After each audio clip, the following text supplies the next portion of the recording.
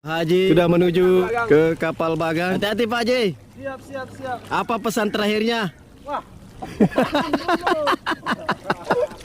Upe, oke, dadah Pe. Mantap.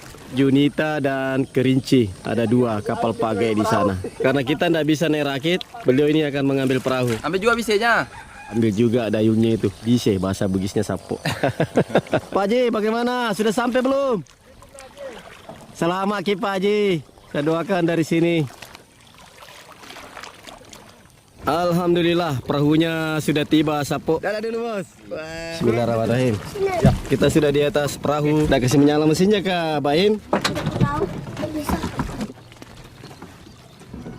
Saya Sam Tanabe, tinggal di Kolaka Utara. Semua bagannya dicat ini, mulai dari baratengnya, petiang utama, dalam-dalamnya semua. Itu kira-kira berapa ongkos catnya ya? Kurang lebih estimasi catnya itu Pak memakan biaya sekitar 80 juta dengan lem dengan finishingnya Pak. Wow, hebat betul ini kapal Bagan Sapo. Catnya saja 80 juta.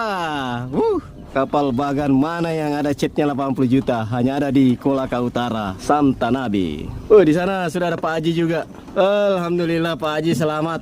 Siapa nama adiknya? Baim, ada adik bayinya? Lena, sudah ada adiknya lagi. Makan can apa bagage.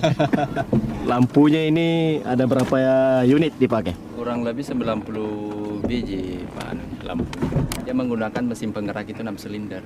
Dinamonya 100 kPa. Iya. Ini kan ada dua macam ini. Ada yang kotak dan ada yang bulat-bulat itu. Ini cuma variasi Pak. Kalau berbicara masalah penerangan semua sama penerangannya. Ini warna apa ini warnanya kalau merah sama putih. Kalau pengaruh, saya rasa tidak ada selama ada penerangan pasti ikannya juga mendekat.